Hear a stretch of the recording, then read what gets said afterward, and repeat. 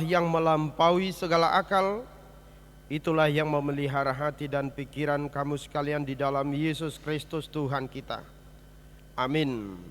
Selamat hari Minggu Advent bagi kita Bapak Ibu, Saudara-saudara. Firman Tuhan menyapa kita pada minggu kedua di Advent ini, yang terambil dari Injil Matius pasal 3 ayat 1 hingga 12. Demikian firman Tuhan saya baca untuk kita. Pada waktu itu tampillah Yohanes Pembaptis di padang gurun Yudea dan memberitakan, "Bertobatlah sebab kerajaan sorga sudah dekat." Sesungguhnya dialah yang dimaksud Nabi Yesaya ketika ia berkata, "Ada suara orang yang berseru-seru di padang gurun, persiapkanlah jalan untuk Tuhan, luruskanlah jalan baginya." Yohanes memakai jubah bulu unta dan ikat pinggang kulit, dan makanannya belalang dan madu hutan. Maka datanglah kepadanya penduduk dari Yerusalem, dari seluruh Yudea, dan dari seluruh daerah sekitar Yordan. Lalu sambil mengaku dosanya mereka dibaptis oleh Yohanes di sungai Yordan.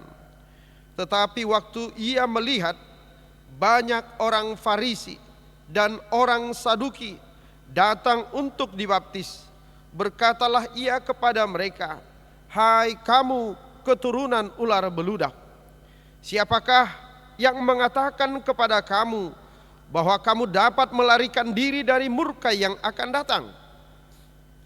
Jadi hasilkanlah buah yang sesuai dengan pertobatan, dan janganlah mengira bahwa kamu dapat berkata di dalam hatimu, Abraham adalah bapa kami, karena aku berkata kepadamu, Allah dapat menjadikan anak-anak bagi Abraham dari batu-batu ini. Kapak sudah tersedia pada akar pohon, dan setiap pohon yang tidak menghasilkan buah yang baik pasti ditebang dan dibuang ke dalam api. Aku membaptis kamu dengan air sebagai tanda pertobatan, tetapi ia yang datang kemudian daripadaku lebih berkuasa daripadaku, dan aku tidak layak melepaskan kasutnya. Ia akan membaptiskan kamu dengan Roh Kudus dan dengan api. Alat penampi sudah di tangannya. Ia akan membersihkan tempat pengirikannya dan mengumpulkan gandumnya ke dalam lumbung. Tetapi debu jerami itu akan dibakarnya dalam api yang tidak terpadamkan." Sampai di sana pembacaan firman Tuhan. Bapak Ibu Saudara-saudara jemaat yang dikasihi Tuhan kita Yesus Kristus, hari ini kita berada pada minggu Advent kedua, artinya menanti atau menunggu. Menunggu siapa? Menunggu kedatangan Kristus Juru Selamat kita. Yesus pernah membuat atau membagi golongan orang-orang yang sedang menunggu di dalam Matius 25. Jadi ternyata orang yang menunggu itu setidaknya terdiri dari dua kelompok, sesuai dengan karakternya, sesuai dengan cara mereka menanti, cara mereka menuntut, sesuai dengan apa yang mereka lakukan pada saat menantikan itu. Yesus memberi perumpamaan tentang 10 gadis yang menunggu itu. Di antara 5 gadis, di antara 10 gadis yang sedang menanti-nanti itu, ada 5 gadis yang disebut sebagai gadis yang bijaksana. Mereka menantikan pengantin supaya mereka bisa bersama-sama ikut bergabung dalam pesta perkawinan itu. Mereka tidak hanya menunggu, memberikan waktu, tetapi mereka juga mempersiapkan segala yang dibutuhkan untuk menunggu itu. Artinya mereka menanti dengan pikiran, dengan hati, dan juga dengan tindakan.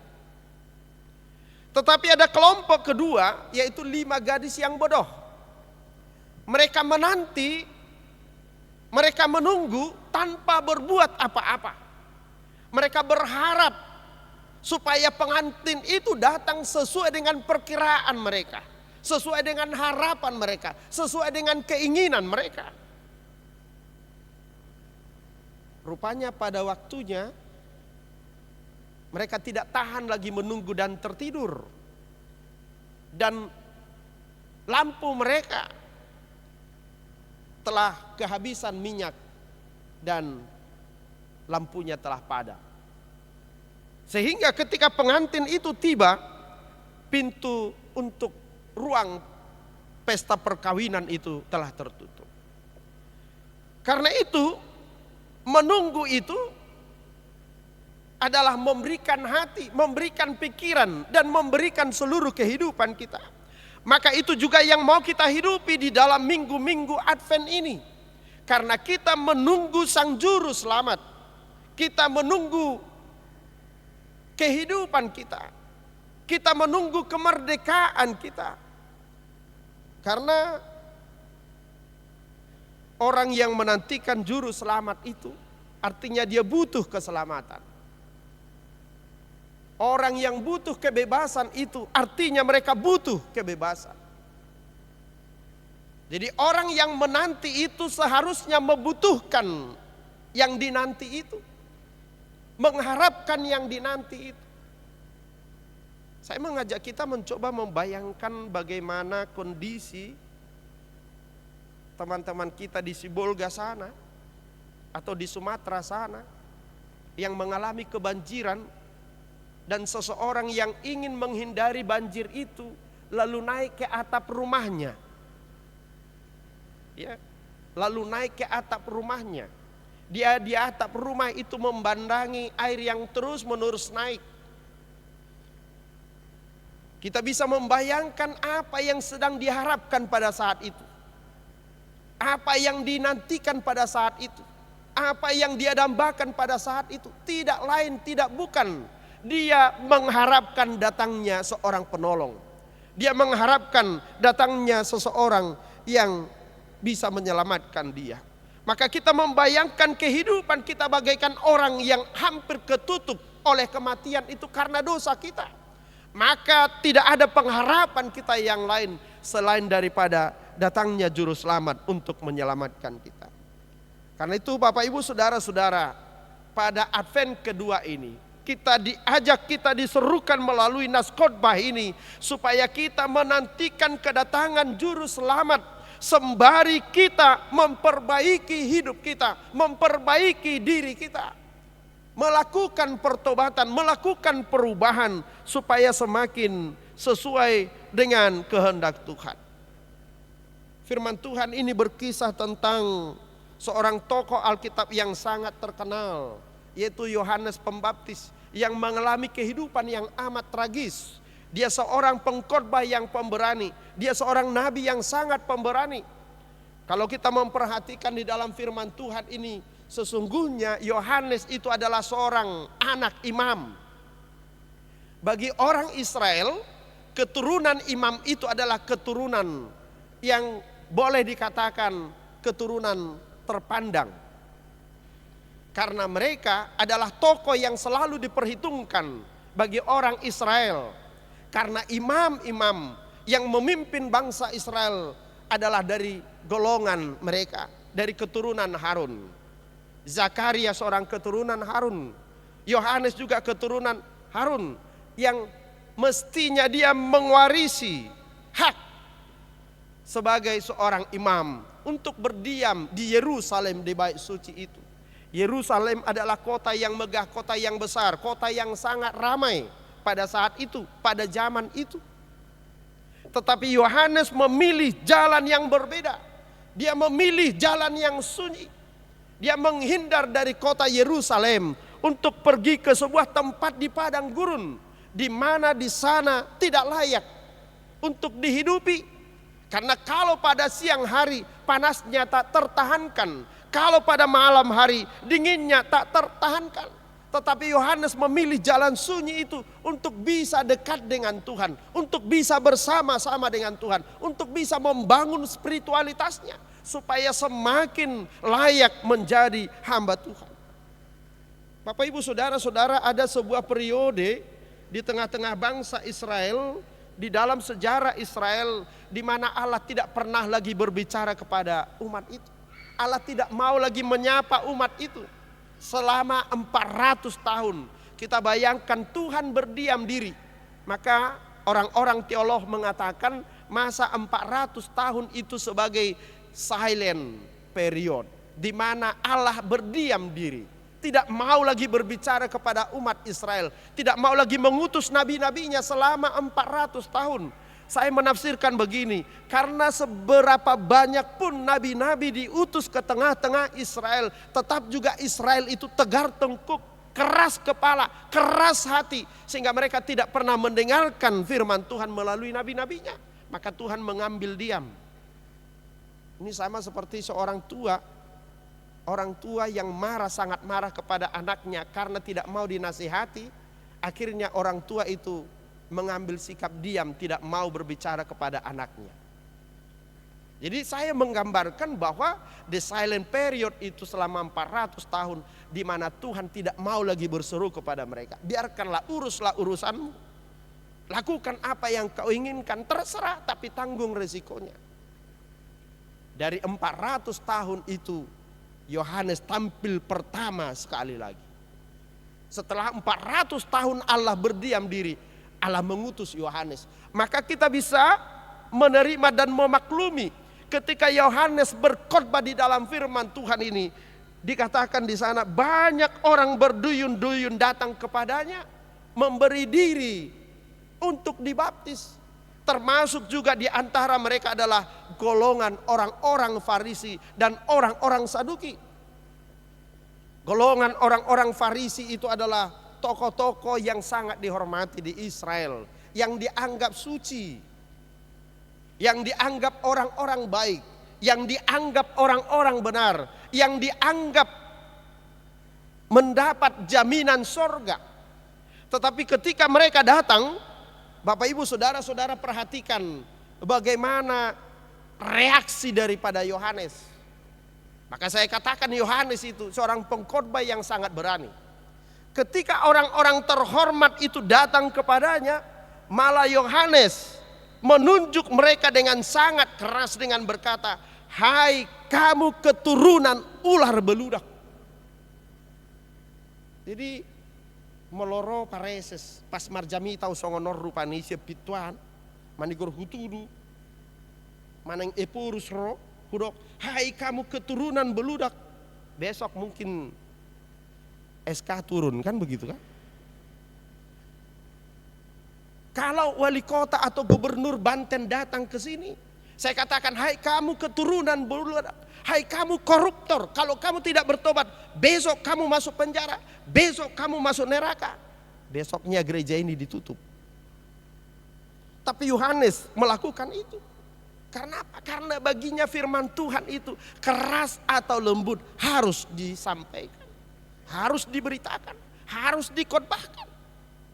Karena yang penting adalah bagaimana umat Tuhan itu berubah, bagaimana umat Tuhan itu bertobat, bagaimana umat Tuhan itu semakin dekat kepada apa yang Tuhan kehendaki, pada apa yang Tuhan inginkan. Bapak Ibu Saudara-saudara, Yohanes menggambarkan kedatangan Mesias, kedatangan Yesus, kedatangan Juru Selamat itu bagaikan hari penghakiman.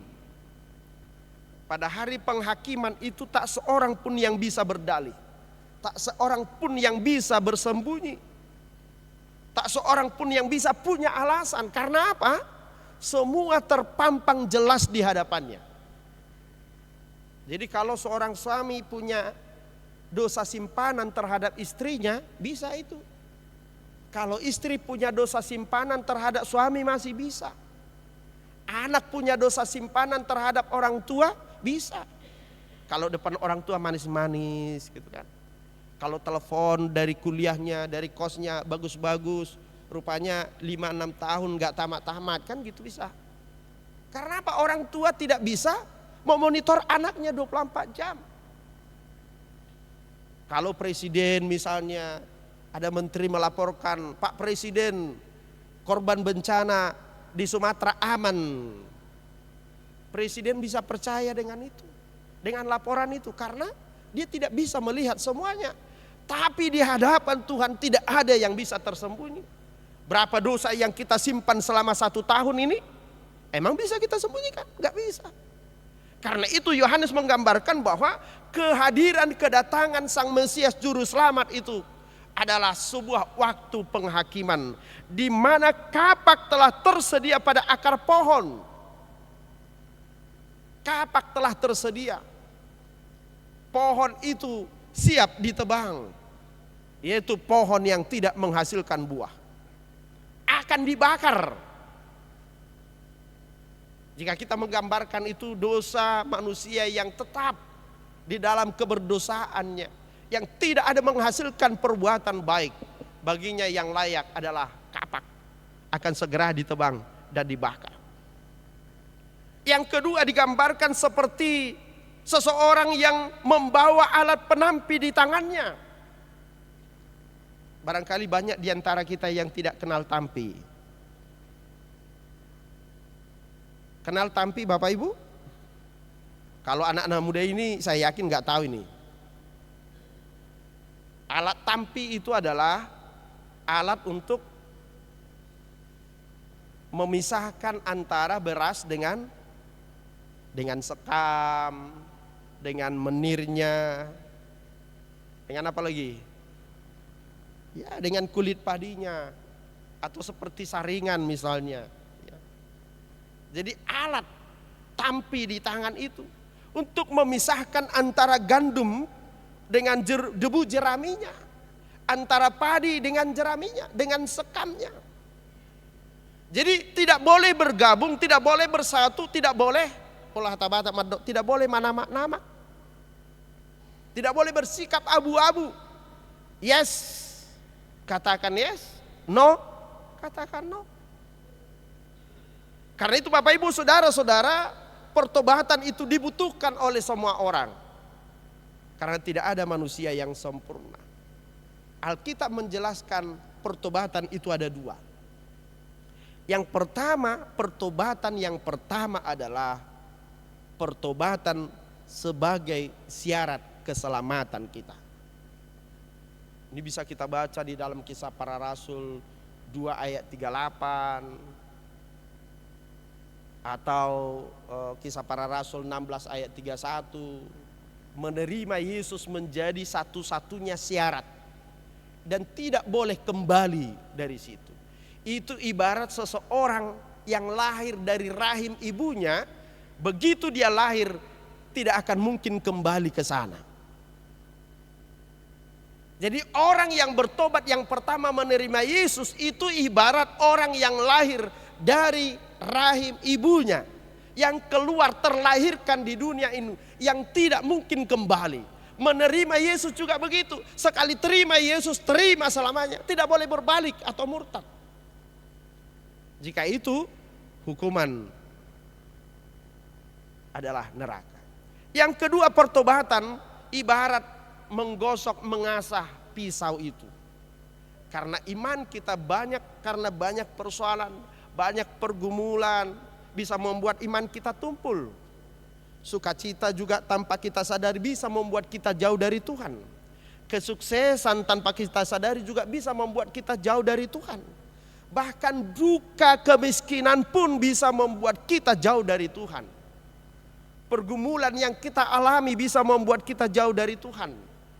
Informasi-informasi yang banyak ini, yang kita terima ini bisa membuat kita jauh dari Tuhan. Kita bayangkan Bapak Ibu Saudara-saudara, sudah berulang kali, sudah berapa minggu diwartakan di gereja kita ini membuka grup WhatsApp, yaitu grup membaca Alkitab Sampai hari ini hanya satu orang yang mendaftar. Hanya satu orang yang mau membaca Alkitab bersama-sama kita. Kenapa itu? Saya maklumi. Karena Bapak Ibu terlalu sibuk dengan informasi dunia ini. Kalau informasi yang berseliweran di medsos, haram hukumnya untuk tidak diikuti. Orang-orang muda mengatakan kita menjadi orang-orang yang FOMO. FOMO itu adalah takut ketinggalan. Kalau Eda sana cerita tentang A, pengennya saja juga bisa nimbrung bersama mereka karena saya tahu. Takut ketinggalan. Orang main TikTok di sana, saya pengen juga ikut bertiktok di sana. Tapi kalau untuk Tuhan, nggak apa-apa kalau ketinggalan. Kan begitu Bapak Ibu? Karena itu pertobatan itu membutuhkan waktu setiap saat seperti kita mengasah parang supaya tetap tajam. Bapak Ibu saudara-saudara jemaat yang dikasihi Tuhan kita Yesus Kristus. Waktu Tuhan bukanlah waktu kita. Kita tidak tahu kapan datangnya, kapan waktunya.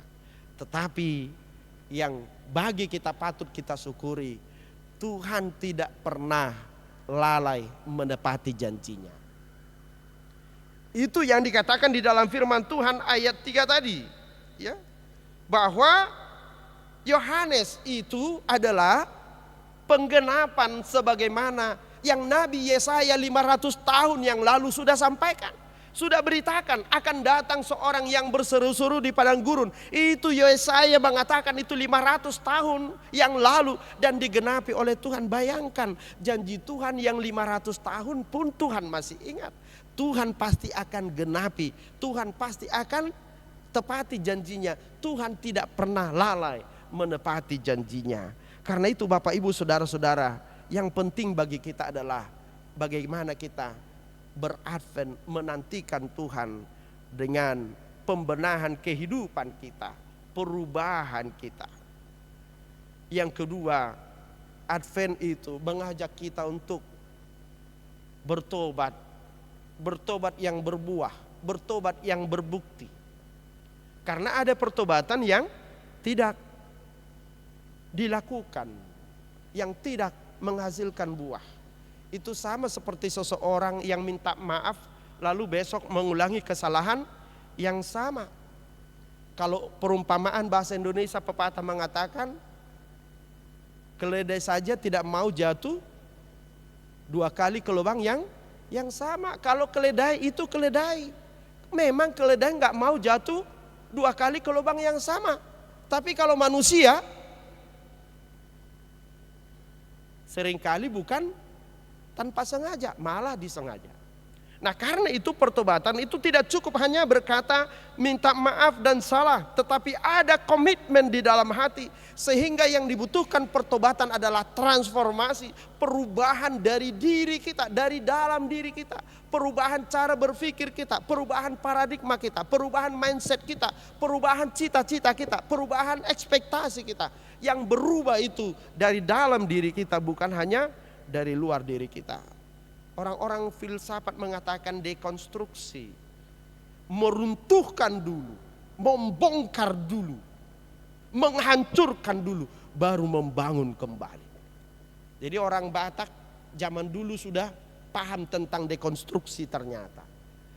Orang-orang filsafat di zaman ini mengatakan dekonstruksi, opung tanah jolo sudah tahu, makanya dikatakan Daodo umura membangun jabu sian napadinggat-dinggaton. Ya, hidup banda di dok purpardorpi bahen tu di posnya. Jadi lebih baik menghancurkan rumah itu daripada menambal yang bolong-bolong, karena ditambal di sini akan bolong lagi di tempat yang lain. Jadi cara berpikir kita, pikiran kita, mindset kita juga begitu. Sekali bertobat itu ibarat menghancurkan segala keakuan kita, ego kita, kemanusiaan kita, untuk mengisi dengan sesuatu yang baru yang sesuai dengan kehendak Tuhan. Karena itu Bapak Ibu Saudara-saudara, di dalam Advent kita ini, ya sembari kita mengingat teman-teman kita yang sedang menanti-nantikan pertolongan, bantuan, kita juga mengingat saudara-saudara kita yang menanti-nantikan kesembuhan dari sakitnya, yang mungkin berbulan-bulan, yang mungkin bertahun-tahun tidak sembuh. Kita beradvent bersama mereka, menantikan kesembuhan mereka. Bersama dengan orang-orang yang sedang menantikan jodohnya, yang sampai hari ini tidak juga datang, menantikan jodoh anaknya, menantikan jodoh pahopunya, yang sampai hari ini juga tidak datang. Kita bersama-sama mereka beradvent, menantikan bersama dengan saudara-saudara kita yang membutuhkan, yang menginginkan pekerjaan. Kita juga beradvent dengan mereka, menantikan bersama Tuhan kapan Tuhan berikan berkatnya. Bersama dengan teman-teman kita yang sedang menantikan kehadiran anak di tengah-tengah keluarga, kita juga beradvent bersama dengan mereka. Karena itu marilah beradvent, menanti dengan ketaatan, dengan setia kepada Tuhan, dan serta-merta kita mau mengubah cara hidup kita, cara berbicara kita, cara pikir kita, cara berelasi dan bergaul kita. Biarlah keseluruhan hidup kita menunjukkan pertobatan kita yang sejati, semakin seturut dengan kehendak Tuhan. Selamat Advent, kita berdoa. Terima kasih Tuhan buat firman-Mu yang mengingatkan kami kembali bahwa waktu kehidupan kami ada masanya, ada waktunya. Karena itu selama kami Tuhan berikan waktu di dunia ini, biarlah waktu ini kami pergunakan untuk mempersiapkan diri kami, sehingga pada datangnya Engkau Tuhan, kami telah siap dan kami dinyatakan sebagai pohon yang menghasilkan buah, bagaikan gandum yang Tuhan akan kumpulkan di lumbung-Mu. Demikian juga kami Tuhan, Engkau dapati kudus, tidak bercacat di hadapan Tuhan, supaya kami menjadi anak-anak kesayangan Tuhan. Tuhan, pada minggu Advent ini kami mengingat saudara-saudara kami yang sedang menantikan pertolongan, menantikan bantuan, menantikan anak di tengah keluarga, menantikan jodohnya, menantikan pekerjaannya, menantikan kesembuhan dari sakit. Bersama mereka Tuhan, kami berdoa, biarlah Tuhan Engkau menurunkan, mengirimkan, mengulurkan tangan-Mu, menolong mereka. Terima kasih Tuhan, kami akan kembali dari gereja ini, kembali kepada kehidupan kami, ke rumah kami, ke pekerjaan kami, dengan sukacita dan hidup yang baru oleh firman-Mu. Dalam nama Yesus, amin. Kita persiapkan persembahan kita bernyanyi.